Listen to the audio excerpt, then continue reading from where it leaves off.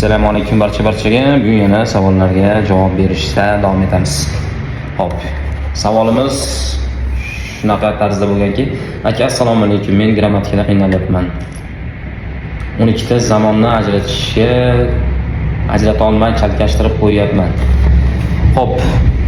Avvalambor va alaykum assalom, assalomu alaykum. Birodar, hech qanaqa 12 ta zamon yo'q. Zamonlar 3 ta.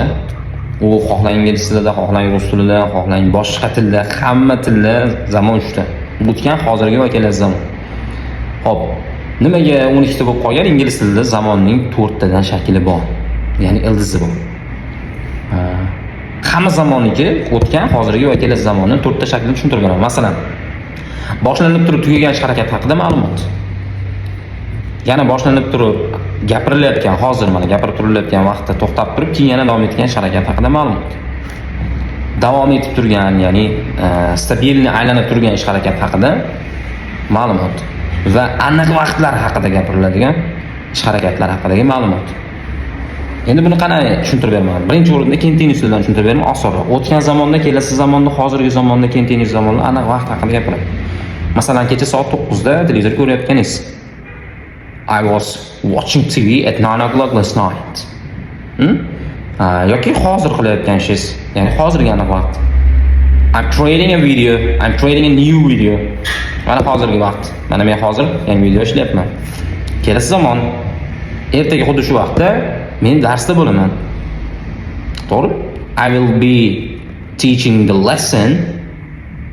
the grammar lesson deylik. Mana grammatika darsini o'rgatayotgan bo'laman. I will be teaching the grammar lesson at the time tomorrow. Ertaga shu vaqtda men grammatika darsini o'tayotgan bo'laman. Xo'p, yana bitta simple zamonlar. Bu stabilni, ya'ni aylanib turuvchi ish harakatlar, davom etib turuvchi, takrorlanib turuvchi, davom etuvchi emas. Xo'p, o'tgan zamonda takrorlanib turgan ish harakatlar. Xo'p, I was deydigan bo'lsangiz, ish harakatni ifodalovchi bo'lmay qoladi, ya'ni ma'lumotni ifodalovchi fe'llarda be fe'li har qanaqa zamon shaklida o'zgarish shakli bilan ishlatiladi. Yana to be haqida ham ma'lumot so'ralgan va bunga alohida to'xtalib o'tamiz. Men har kuni kursga borardim. Endi go ni o'tgan zamon shakli. I went to the course every day last year. Har kuni, o'tgan yil har kuni men kursga borardim. Hozirgi zamonda bo'lsa, I go to the school every day. Yoki kelasi zamonda bo'lsa, endi u predict o'z-o'zidan. I will go to the course deb berishingiz mumkin. U kelasi zamonga bo'lib qoladi. Endi perfect simple dan boshlaymiz. Past perfect simple kecha, ya'ni past simple dan ham oldin tugagan. O'tgan zamondan ham oldin tugagan ish harakat bo'ladi. Misol uchun past simple desiz, onangiz ketib qoldi. Endi bu paytda siz vazifangizni bajarib bo'ldingiz.